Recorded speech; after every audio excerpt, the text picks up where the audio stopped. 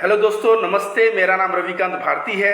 दोस्तों, एक वीडियो मैंने बनाया था जिसमें मैं मेंशन किया था कि मुसलमान राजाओं के द्वारा जो मंदिरों को तोड़ने का आरोप लगाया जाता था उसके ऊपर मैं वीडियो बनाया था। तो आप लोगों का, बहुत सारे लोगों का मेरे पास फ़ोन आया कि उसमें टीपू सुल्तान का मैं नाम मेंशन किया था। तो आप लोगों में से फ़ोन आया कि थोड़ा टीपू सुल्तान से आखिर इन संघियों को, बीजेपी को, आरएसएस को और अंधभक्तों को नफरत क्यों है। तो नफरत का कारण मैं आप लोगों के बीच आज बताने आया हूं, और यह कारण मैं इसलिए बता रहा हूं कि यह जानना देश को बहुत ही जरूरी है, और इतिहास उठाकर मैं बता रहा हूं, कोई मैं अपने मन की बात नहीं कर रहा हूं। तो देखिए, अंग्रेजों के पिल्ले कहते ही आपके दिमाग में क्या आता है? आरएसएस। आरएसएस को अंग्रेजों के पिल्ले क्यों कहा जाता है? क्योंकि जब देश गुलाम था तो आरएसएस के जो बंदे थे ये क्या करते थे? अंग्रेजों की चाटुकारिता करते थे। आप सभी को पता होगा कि जो सावरकर है, यह माफीनामा जेल से लिखा। आप सभी को पता होगा कि जब भारत छोड़ो आंदोलन महात्मा गांधी ने चलाया तो आरएसएस ने उसका विरोध किया, और उसमें तमाम आरएसएस के लोग अंग्रेजों के गुप्तचर का काम करते थे, और भारत की जो आज़ादी की लड़ाई में लड़ने वाले लोग थे उनको पकड़ के अंदर करवाते थे। तो टीपू सुल्तान से आरएसएस को, बीजेपी को नफरत इसलिए है क्योंकि टीपू सुल्तान इतिहास का एक ऐसा राजा था जो न तो कभी अंग्रेजों के सामने झुका और न ही अंग्रेजों से कभी कोई समझौता किया। आपको बता दें कि हैदर अली, जो टीपू सुल्तान के पिता थे, वह पहले ऐसे राजा थे जो अंग्रेजों को जब युद्ध हुआ तो मारते मारते मद्रास तक ले गए, और मद्रास पे ले जाके उन लोगों से कहा कि अब तुम लोग सरेंडर करो। उन लोगों ने सरेंडर किया, संधि किया। इनकी जो माल जाल की क्षति हुई थी, टीपू सुल्तान के पिता बोले कि अंग्रेजों तुम लोग उसको दोगे तब मैं बख्शूंगा, और वो जब बकस दिए ना, उसी का नतीजा निकला कि अंग्रेज षड्यंत्र करके बाद में टीपू सुल्तान को मात्र 49 वर्ष की अवस्था में इनकी हत्या कर दी। तो देखिए, अंग्रेजों के सामने एक कभी घुटने नहीं टेके, बल्कि अंग्रेजों को इनके पिताजी ये हमेशा भारी रहे। उसके लिए इन्होंने दो राजाओं से मदद मांगी। इन्होंने, टीपू सुल्तान ने मराठा राजा को पत्र लिखा और हैदराबाद के निजाम को पत्र लिखा कि हम लोगों का आपसी विवाद है, लेकिन अंग्रेजों का अभी हम लोग तीनों मिल के उनको मार के बाहर भगा दें, क्योंकि वे बाहरी ताकत हैं, वो आएगी तो हमें नुकसान करेगी। लेकिन हैदराबाद का निजाम और मराठा, ये दोनों टीपू सुल्तान के साथ लड़ाई कर, मतलब साथ देकर अंग्रेजों को भगाने के बजाय ये दोनों अंग्रेजों के साथ मिल गए, और मराठा और निजाम और अंग्रेज तीनों, सोचिए, एक साथ टीपू सुल्तान के साथ लड़ाई कर रहे थे। परिणाम स्वरूप उनको हार हुआ। ठीक है। अब देखिए, मराठा क्या था? हिंदू था। हैदराबाद का निजाम मुसलमान था, और अंग्रेज क्रिश्चियन थे। तो टीपू सुल्तान तीनों धर्म के लोगों से लड़ाई कर रहे थे। जो कहते हैं कि वे मुसलमान थे, मुसलमानों के सपोर्टर थे, तो मुसलमान थे तो हैदराबाद निजाम के साथ लड़ाई कर रहे थे, मराठा के साथ भी लड़ाई कर रहे थे, और अंग्रेज, मतलब हिंदू, मुस्लिम, क्रिश्चियन, तीनों धर्मों के साथ वो लड़ाई कर रहे थे। तो अंग्रेज जब भारत पे पूर्ण रूप से कब्जा कर लिया, तो जब इतिहास लिखने की बारी आई तो टीपू सुल्तान के बारे में इतिहास में तमाम गलत फहमियां लिख दी, क्योंकि इन अंग्रेजों को टीपू सुल्तान से नफरत था कि यह बंदा मर गया लेकिन झुका नहीं, और किसी भी तरह का हम लोगों से समझौता नहीं किया। दूसरा कारण जानिए, जो आरएसएस और बीजेपी कहता है कि लाखों ब्राह्मणों की हत्या टीपू सुल्तान ने करवा दी थी, इसलिए ये लोग टीपू सुल्तान से नफरत करते हैं। तो दोस्तों, आप सभी को बता दें कि टीपू सुल्तान का जो मुख्य सलाहकार था उसका नाम था पुरनैया, और पुरनैया एक ब्राह्मण था। तो आप सोच समझ के थोड़ा बात करिए कि पुरनैया एक ब्राह्मण है और लाखों ब्राह्मणों की हत्या, तो किस तरह की बातें कर रहे हो? जब ब्राह्मणों से वो नफरत करता तो पुरनैया को अपना मुख्य सलाहकार नहीं रखता। तो ऐसा बात एकदम निराधार है कि इसने ब्राह्मणों की हत्या की। टीपू सुल्तान के राज्य में दशहरा जो होता था ना, पूरे 10 दिन धूमधाम से मनाया जाता था। अगर वह उतना ही कट्टर मुसलमान रहता और वो कहता कि भाई नहीं, हिंदुओं से मैं नफरत करता हूँ, तो दशहरा वो सेलिब्रेट जो 10 दिन होता था वो नहीं करने देता, लेकिन टीपू सुल्तान के समय से ही दशहरा 10 दिन सेलिब्रेट होने लगा। एक चीज और बता दूं, टीपू सुल्तान का जो मैनिफेस्टो है, उस मैनिफेस्टो में टीपू सुल्तान ने कहा है कि मेरे राज्य में रहने वाले हर एक नागरिक को बिना मैं किसी भेदभाव के मैं एक बराबर देखता हूं और इनकी रक्षा करने के लिए मैं प्रतिबद्ध हूं।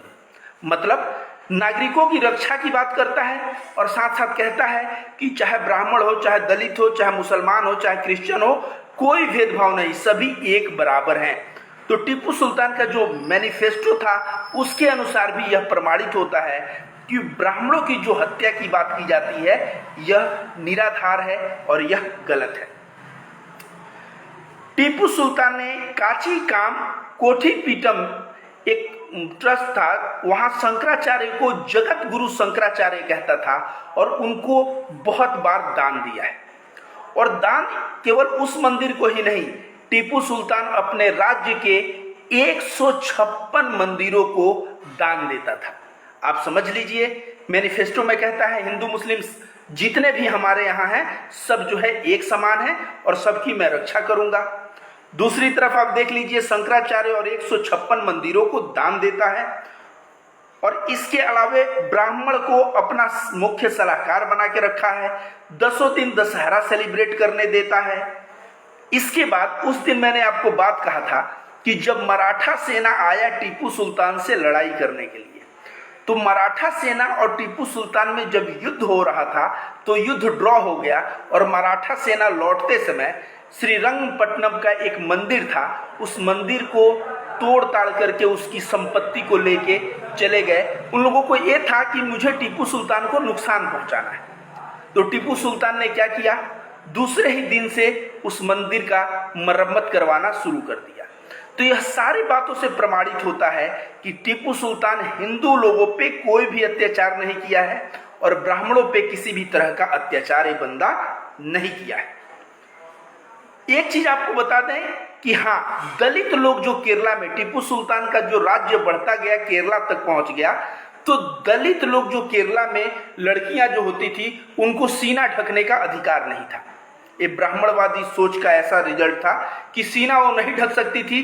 तो टीपू सुल्तान एक ऐसा कानून पारित किया कि इसमें आप लोगों को अपना ब्रेस्ट ढकना है। इसके वजह से जरूर ब्राह्मणों के सेंटीमेंट को धक्का लगा और ब्राह्मणों के सेंटीमेंट को जो धक्का लगा, वहां से ब्राह्मणवादी जो लोग थे, ये जो आरएसएस ब्राह्मणवादी संगठन, ये लोग नफरत करने लगे। और किससे नफरत करने लगे? ये टीपू सुल्तान से नफरत करने लगे। क्यों?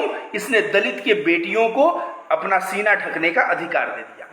अब मैं आपको बता दूं, ब्राह्मण मैं कह रहा हूं तो भारत के ब्राह्मणों से ही मेरा तात्पर्य नहीं है। अभी भारत में ऐसे तमाम ब्राह्मण हैं जो सेकुलर हैं, जो लिबरल हैं और जो हमेशा हिंदू मुस्लिम सिख ईसाई एकता पे विश्वास करते हैं।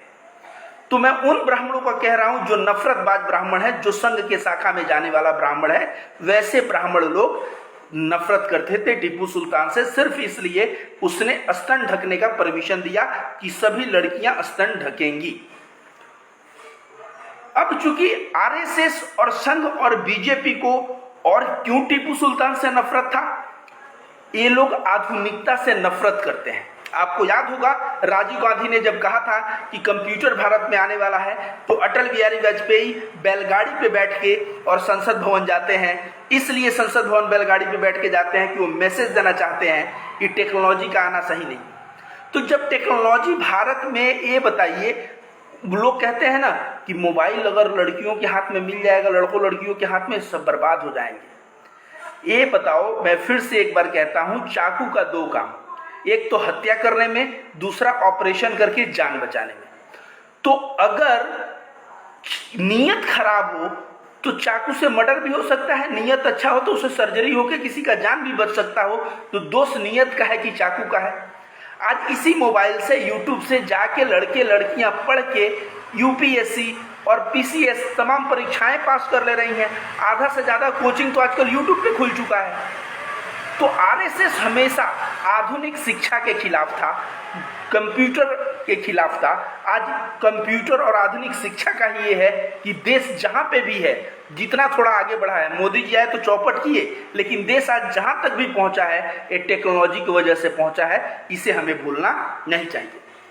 तो टीपू सुल्तान आधुनिकता का घोर समर्थक था, एकदम घोर समर्थक था आधुनिकता का।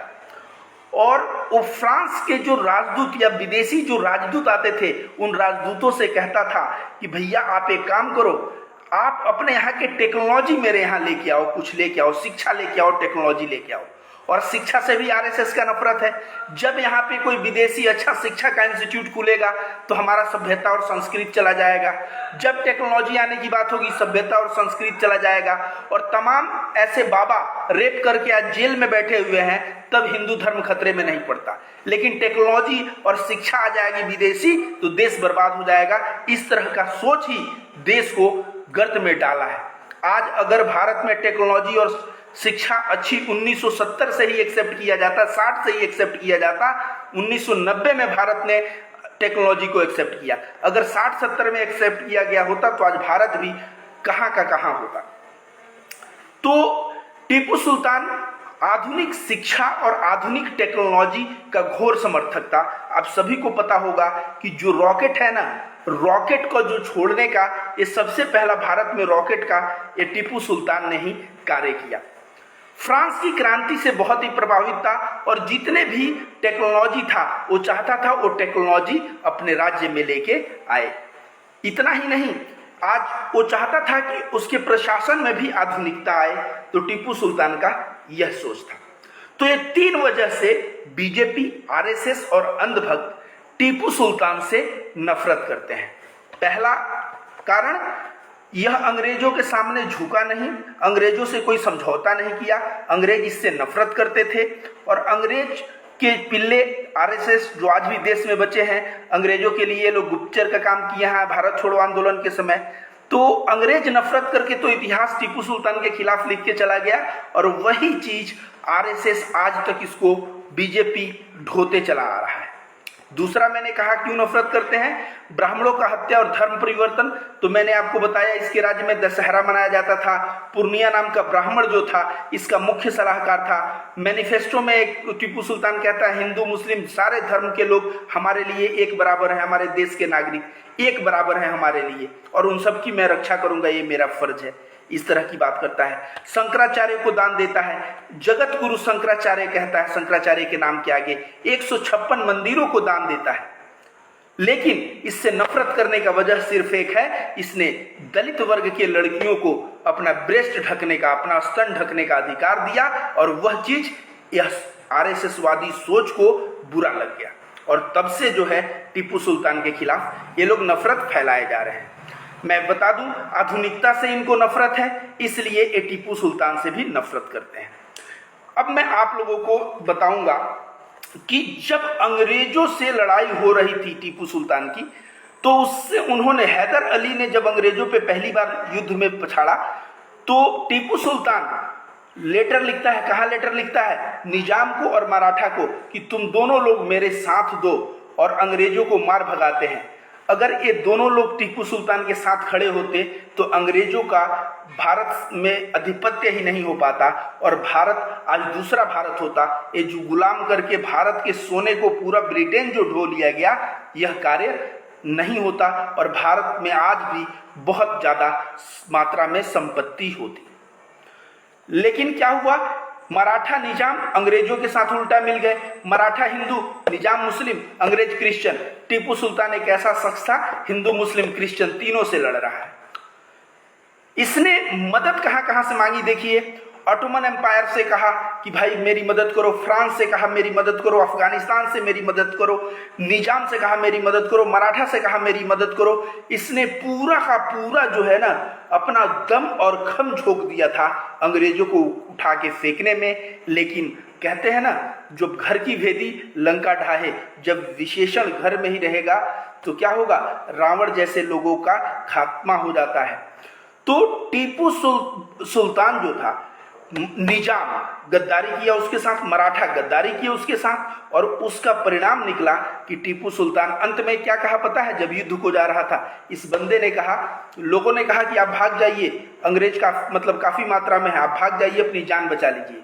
टीपू सुल्तान ने कहा, शेर का एक दिन गिद्दड़ का 100 साल एक बराबर होता है, और तलवार लेके लड़ने के लिए निकला और मात्र 49 वर्ष की अवस्था में ये शहीद हो गया। अगर ये अंग्रेजों के सामने झुका होता, उनसे समझौता किया होता, तो आज अंग्रेज स्वर्णिम अक्षरों में इसका इतिहास लिखे होते और आज टीपू सुल्तान जो है बहुत ही अच्छा हो जाता। लेकिन ये अंग्रेजों के सामने झुका ही नहीं। अब आपको बता दें कि टीपू सुल्तान हिंदुओं को मारा, तो आपको बता दें जी इसने बहुत सारे लोगों को मारा। पहले मैं बता दूं कि महद्विज मुस्लिम थे, एक घुड़सवार हुआ करते थे और हाथ में तलवार लेके लड़ाई करते थे घुड़सवार पे। तो इन्होंने अंग्रेजों के साथ मिल गए और अंग्रेजों के साथ मिल गए और इसके राज्य में रहते थे। जब टीपू सुल्तान को पता चला कि मेरे सत्ता के खिलाफ ये लोग जा रहे हैं, तो महद्विज मुस्लिम को उसने जबरदस्त पकड़ा, कैद किया, मारा पीटा। ईसाई, कुछ ईसाई थे जो अंग्रेजों को सपोर्ट कर रहे थे, उन ईसाइयों को भी मारा पीटा। और कुछ हिंदू भी थे जो सपोर्ट कर रहे थे अंग्रेजों का, तो इसने मुस्लिमों को भी मारा, ईसाइयों को भी मारा, हिंदुओं को भी मारा। और इसलिए नहीं मारा कि कोई मुस्लिम धर्म से है, ईसाई धर्म से है, हिंदू धर्म से है, इसने इसलिए मारा क्योंकि अंग्रेजों के साथ मिलके ये लोग षड्यंत्र कर रहे थे टीपू सुल्तान से उसके राज्य को वापस, मतलब राज्य को अंग्रेजों को दिलाने में, इसलिए इसका गुस्सा निकला। ओवरऑल मैं कहूं तो टीपू सुल्तान सर्वधर्म मानने वाला था, सर्वधर्म की सम्मति थी।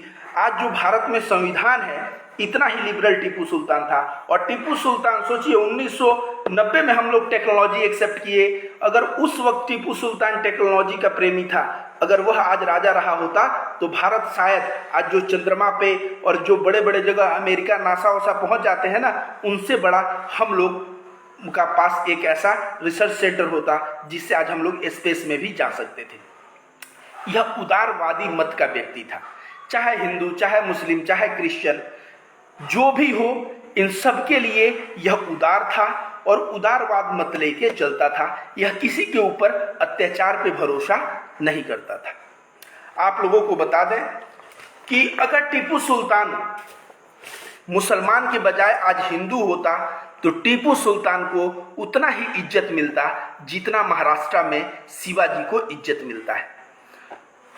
तो एक चीज दोस्तों आप लोगों को समझ में आया, तो बहुत सारे लोग मुझसे रिक्वेस्ट किए थे कि थोड़ा टीपू सुल्तान के बारे में डिटेल में बताइए, तो मैं टीपू सुल्तान के बारे में आज डिटेल में आप लोगों को बता चुका हूं। जो है एक चीज और मैं बता दूं आप लोगों को कि जब से मोदी गवर्नमेंट आई है, तब से जो है टीपू सुल्तान के प्रति नफरत बढ़ गया है। नहीं तो 2010 में येद्दुरप्पा ना टीपू सुल्तान का टोपी, हाथ में तलवार लेके वो टीपू सुल्तान के वेश में बीजेपी का प्रचार करता था। लेकिन जब से नरेंद्र मोदी आए, मुसलमानों से नफरत इतना बढ़ गया कि प्रत्येक मुसलमान राजा के खिलाफ नफरत परोसने लगे और उसका परिणाम ये हुआ। आज योगी आदित्यनाथ को ही आप देख लीजिए, उत्तर प्रदेश में नफरत का क्या माहौल किया है। शिवराज सिंह चौहान को देख लीजिए, मध्य प्रदेश में नफरत का। वीडियो को दोस्तों ज्यादा से ज्यादा लोगों के पास पहुंचाएं, शेयर करें। यह मेरी आवाज जब 2 लोगों तक पहुंचेगी तो सही मायने में लोग जान पाएंगे। अपने टाइमलाइन पे पहले वीडियो को शेयर करें ताकि आप न भी देखें तो लोग देखें। योगी आदित्यनाथ, शिवराज सिंह चौहान, ये सब कैसा देश बनाने पे तुले हैं। मध्य प्रदेश में आज एक चूड़ी वाला चूड़ी बेचने जाता है तो उसको आधार कार्ड चेक करना पड़ता है, उसको मारा पीटा जाता है। मतलब एक व्यवसायी व्यवसाय नहीं कर पाएगा अगर उसका धर्म मुसलमान है तो। योगी आदित्यनाथ यहाँ पे देखिए, आए दिन किसी न किसी मुसलमान के ऊपर यूएपीए लगा देते हैं। एक पत्रकार था, उस पत्रकार हाथरस में जा रहा था, उसको पकड़ के उसके ऊपर यूएपीए लगा दिए। ये कैसा देश बनाना चाहते हो आप? योगी आदित्यनाथ का जो भी थोड़ा दुश्मन है उसको मार दिया जाता है, पुलिस पहुंच के गोली मार देता है। एग्जाम्पल के तौर पे आपको बता दें, एक पांडे जी थे जौनपुर के, बहुत दिनों से योगी आदित्यनाथ से, जब मुख्यमंत्री नहीं थे तब से उनका पंगा था। वो गए थे लखनऊ, पुलिस उठाती है सुबह 3 बजे और 5 बजे उनका लाश दे के जाती है। मतलब समझ लीजिए कि किस मानसिकता का मुख्यमंत्री इस देश में है। आज ये जो मुख्यमंत्री हिंदूवाद की बात करते हैं, शिवराज सिंह चौहान हिंदूवाद, योगी आदित्यनाथ, नरेंद्र मोदी, ये लोग हिंदूवाद की बात करते हैं। आप इतिहास पढ़ो, भारत में चाहे मुगल रहे हो, चाहे कोई मुसलमान राजा रहा हो, चाहे कोई हिंदू राजा रहा हो, चाहे वो चंद्रगुप्त मौर्य का समय हो और चाहे वो समुद्रगुप्त का समय हो, सब जगह भारत न्यायशील रहा है। न्याय अगर अपना भी आदमी अगर गलत करे तो वो न्याय के दायरे में होना चाहिए। दोस्तों, मैं मोहम्मद साहब की जिंदगी जब पढ़ रहा था, एक पढ़ा उसमें न्याय का कि एक यहूदी रहता है और एक मुसलमान। तो यहूदी तो एक तरह से मुसलमान नहीं है और मुसलमान तो मुसलमान है। दोनों मोहम्मद साहब, एक बात को लेकर विवाद होता है तो दोनों न्याय के लिए मोहम्मद साहब के पास पहुंचते हैं। तो मुसलमान सोचता है कि मैं तो मुसलमान हूँ, अल्लाह पे ईमान लाया हूँ, मोहम्मद साहब भी मुसलमान हैं, वो मुझे जो है तुरंत फैसला दे देंगे। लेकिन यहूदी सोचा कि मोहम्मद जो है वो न्यायशील हैं, वो कुछ भी हो वो पहले न्याय को देखेंगे, बाद में धर्म को देखेंगे।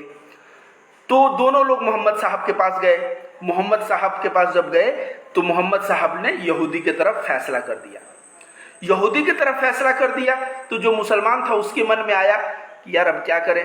वो कहा चलो थोड़ा सा हजरत उमर के पास चलते हैं और उनसे एक बार न्याय करवा लेते हैं। यहूदी तो सही था, वो बोला चलो। तो जैसे ही हजरत उमर के पास गए, उन्होंने पूछा आप लोग मोहम्मद साहब के पास क्यों नहीं गए? तो यहूदी ने कहा कि हम लोगों ने मोहम्मद साहब के पास गए और मोहम्मद साहब ने मेरे तरफ फैसला दिया है। तो हजरत उमर ने क्या किया पता है? तलवार निकाला और मुसलमान की तरफ दिखाया और बोला तू दफा हो जाए यहाँ से। जब न्याय वो दे दिए हैं तो मैं न्याय करूंगा तो तलवार से करूंगा, इसलिए यहाँ से तू दफा हो जाए। तो ये होता है न्याय। मोहम्मद साहब जो इस्लाम को चलाए, एक इस्लाम का मानने वाला भी अगर वो गलती किया तो उस वक्त उनका साथ नहीं देके एक यहूदी के साथ ये लोग खड़े हो गए। इस देश में क्या हो रहा है? इस देश में नरेंद्र मोदी, योगी आदित्यनाथ, शिवराज सिंह चौहान, ये सब जब झगड़े होते हैं, दिल्ली दंगा हुआ या तमाम झगड़े होते हैं, तुरंत हिंदुओं का पक्ष लेके ये लोग खड़े हो जाते हैं। एक ऐसा देश है जहां पे न्याय नहीं होता, वो देश बर्बाद हो जाता है। इसलिए मैं कह रहा हूं कि देश की बर्बादी निश्चित है। आप सभी को पता होगा, कानपुर में एक गुप्ता गया हुआ था, होटल में गुप्ता जी थे और होटल में पुलिस पहुंची, वहीं पे उनको मार दी। इतना बड़ा पुलिस, इन पुलिसों को इनकाउंटर क्यों नहीं करवा रहे हो? योगी आदित्यनाथ से मैं पूछना चाहूंगा, जैसे विकास दुबे की इनकाउंटर हुई, तमाम जो है निर्दोष लोगों की इनकाउंटर हो जाती है जो दलित और मुसलमान वर्ग के रहते हैं, बस थोड़ा परिवार से कमजोर हैं, तो दिखाने के लिए कि मैंने गुंडों को मारा। तो इन पुलिस वालों के ऊपर FIR भी 3 पुलिस वाले अज्ञात बताए जा रहे हैं 6 में। ये किस तरह का न्याय है? इन पुलिस वालों को उठा के जेल में क्यों नहीं भरा जा रहा है? इनको गोली क्यों नहीं मार दी जा रही है? इनको इनकाउंटर क्यों नहीं कर दिया जा रहा है? अगर इसी तरह से चलता रहा तो देश में नागरिक इतना उग्र हो जाएगा कि बाद में जो है सरकार को अपने नीतियों के लिए पछताना पड़ेगा। इसलिए मैं योगी आदित्यनाथ, शिवराज सिंह चौहान, नरेंद्र मोदी, इन सबसे एक बात कहना चाहूंगा कि देश को न्यायशील बनाओ, चाहे हिंदू हो या चाहे मुस्लिम, गलती जिसकी हो सजा उसको मिले। मैं रविकांत भारती वीडियो बनाता हूं तो बहुत सारे लोगों को फोन आता है। मैं तो कहूंगा योगी आदित्यनाथ के इशारे पे फोन आता है। हो सकता है कल को पुलिस यहां भी पहुंचे, मेरा इनकाउंटर कर दे। लेकिन इस इनकाउंटर से मैं डरने वाला नहीं दोस्तों। एक रविकांत भारती मरेगा तो 1000 रविकांत भारती पैदा होंगे। जरूरत है जनता को जागरूक करने की, जनता को फैक्ट बताने की। आप लोगों ने कहा कि थोड़ा टीपू सुल्तान के बारे में बताइए कि संघ और बीजेपी इनसे इतना नफरत क्यों करता है। मैंने आप लोगों के बीच रखा, लेकिन टीपू सुल्तान के राज्य से आज के राज्य का कोई कंपेयर है क्या? वो कहते हैं मैं अपने सभी नागरिकों को एक समान मानूंगा, भेदभाव नहीं करूंगा। भारत का संविधान भी तो यही कहता है कि सभी नागरिक एक समान है। लेकिन क्या एक समान दिख रहा है आपको? इस भाजपा के कार्यकाल में एक समान दिख नहीं रहा है। तो टीपू सुल्तान के समय कहा जाता है हिंदू मुस्लिम, मैं कहा उन्होंने मुसलमानों को भी मारा, क्रिश्चियनों को भी मारा, हिंदुओं को मारा, उन लोगों को मारा जो अंग्रेजों के साथ मिलकर इनको मारने का षड्यंत्र कर रहे थे।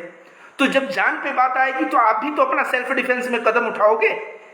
आज अगर मोदी जी के खिलाफ सही बात कहा जाता है तो उमर खालिद के ऊपर देखिए UAPA लग गया है, आज अंदर जेल के अंदर उमर खालिद 1 वर्षों से जेल के अंदर बेचारा सड़ रहा है। तो इन लोगों के ऊपर अच्छे अच्छे लोग कमेंट कर देते हैं तो उनको पकड़ के जेल कर दिया जाता है। और जो सही मायने में जिसके ऊपर षड्यंत्र हो रहा था, अगर वो पहले तो मैं बता दूं, मध्विज मुसलमानों को उसने कुछ मारा, कुछ क्रिश्चियन को मारा, कुछ हिंदुओं को मारा। इसलिए मारा क्योंकि वे अंग्रेजों के साथ मिलके इनके साथ षड्यंत्र कर रहे थे। तो दोस्तों यही चीज आप लोगों को जानने की जरूरत है, जागने की जरूरत है और इस ज्ञान को पूरे देश तक फैलाने की जरूरत है। अगर यह ज्ञान पूरे देश तक नहीं फैला तो समझ लीजिए कि आने वाली जो पीढ़ियां है ना, आने वाली पीढ़ियां इतनी अनपढ़ और इतनी जाहिल हो जाएंगी कि वो धर्मवाद के नाम पे ऐसे ही दंगे फसाद, तो मुसलमानों का आर्थिक बहिष्कार करो, मुसलमानों का आर्थिक बहिष्कार करो। ऐसा आर्थिक बहिष्कार करने से कभी मुसलमान जो है उसका कुछ बुरा होने वाला नहीं है। इस तरह की जो ओछी सोच रखने वाले भारतीय जनता पार्टी, आरएसएस, विश्व हिंदू परिषद, बजरंग दल, इन लोगों से मैं कहना चाहूँगा होश में आओ, थोड़ा इतिहास पढ़ो, थोड़ा धर्म पढ़ो, जानो धर्म में क्या लिखा है, जानो इतिहास में क्या लिखा है। और देखो आज भाजपा सरकार क्या कर रही है। तुम लोगों के आंख के ऊपर का जो ये पर्दा है ना, ये पर्दा जो है हट जाएगा और तब तुम लोग सही मायने में जो बुद्ध ने कहा सम्यक दृष्टि हो जाएगा, सही को सही देखोगे, गलत को गलत देखोगे। अभी इस देश में गोदी मीडिया जो चला देती है अंधभक्त उसको विश्वास कर लेते हैं। गोदी मीडिया जो चलाए अंधभक्त उसको मानते हैं कि यही सब कुछ है। तो गोदी मीडिया आजकल क्या करती है पता है? तुम लोग जाहिलों को और जाहिल करते जा रही है, तुम्हारे दिमाग में और गोबर भरते जा रही है, तुम्हारे दिमाग में नफरत परोस रही है। तालिबान का जब केस हुआ था तो मैंने देखा अमीश देवगन, अंजना ओम कश्यप, रूबिका लियाकत, ये जितने भी लोग हैं ये तालिबानियों से कंपेयर करने लगे भारत के मुसलमानों का।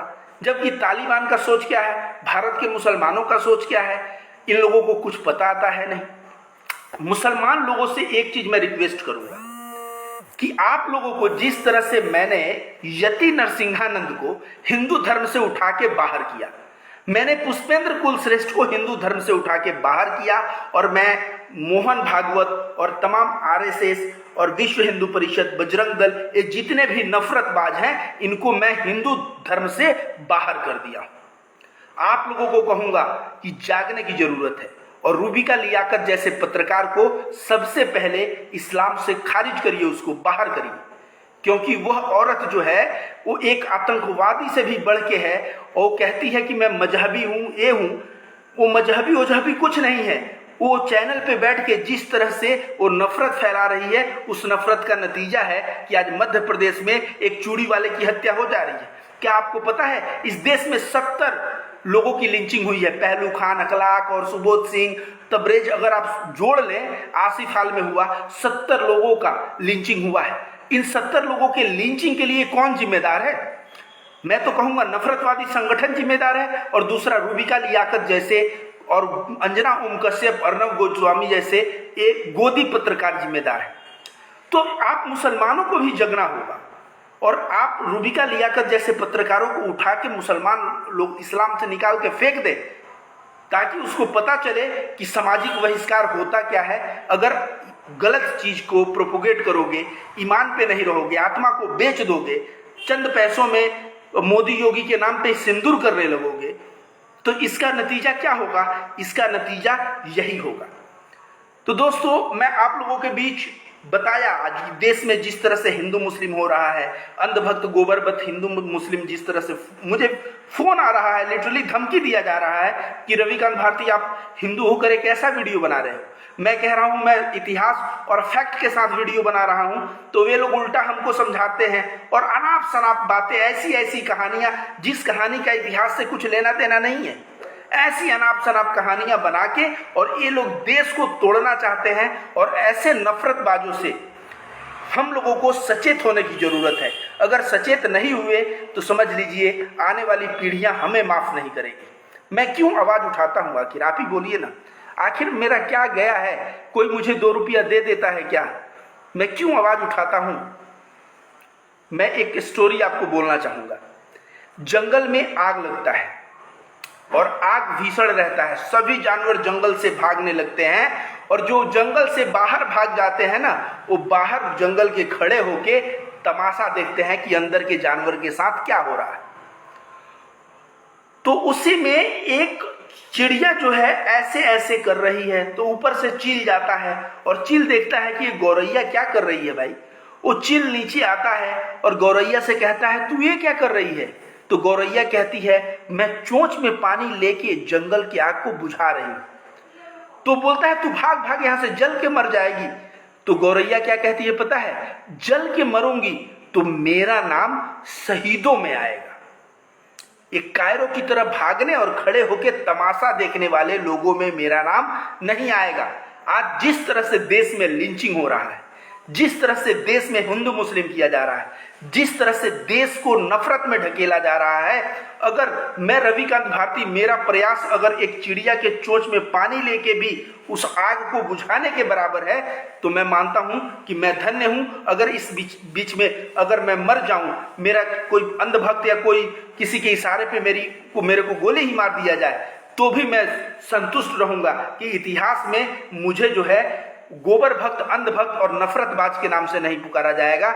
मुझे भाईचारा और प्रेम और सद्भाव के नाम से पुकारा जाएगा।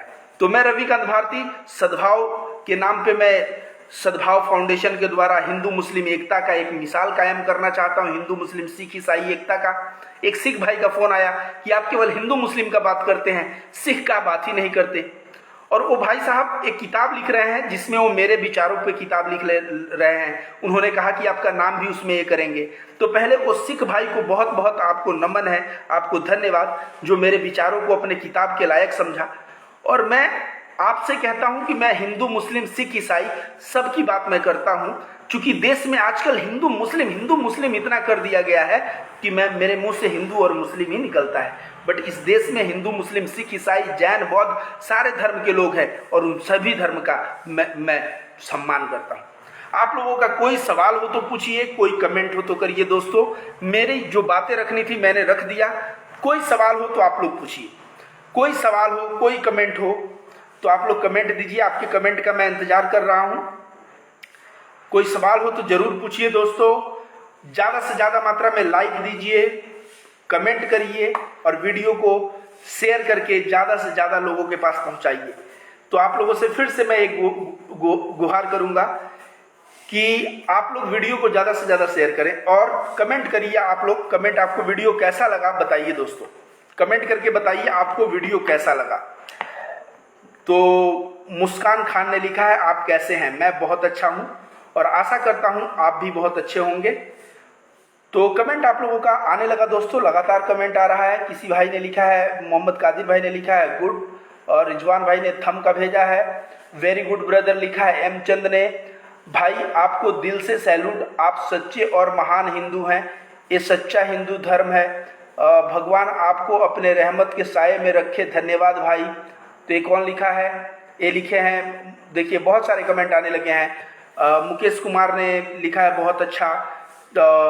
अल्फिया खान लिखे हैं गुड भाई, मैं सिर्फ इतना कहना चाहता हूं कि इसको कंटिन्यू करें आप देश के लिए। अब्दुल हासमीन भाई कह रहे हैं कि इस चीज़ को आप कंटिन्यू करें और कंटिन्यू लगातार आप बोलते रहें इन चीज़ों को। जी हाँ, मैं अध्ययन में लगा हुआ हूं और बहुत सारा अध्ययन मेरा पहले का है। मैं बता दूं, मैं हिंदू धर्म, इस्लाम, क्रिश्चियनिटी, जैन धर्म का जो जैन सूत्र है, महावीर वाणी है, बौद्ध धर्म का जो धम्पद है, ये सारा चीज़ पे मेरा स्टडी है। तो अल्लाह से दुआ है कि आप सलामत रहो। किसी भाई ने लिखा है, चंद पासा ने लिखा है सुपर सर। तो आप सभी लोगों का लगातार कमेंट आ रहा है। तो दोस्तों आप लोगों से यही कहूँगा कि इस वीडियो को फैलाएं और इसी के साथ आज का वीडियो मैं समाप्त करता हूँ। कोई सवाल हो तो पूछिए, कोई कमेंट हो तो दीजिए। तो मुझे लगता है कि you people are done with. Thank you very much.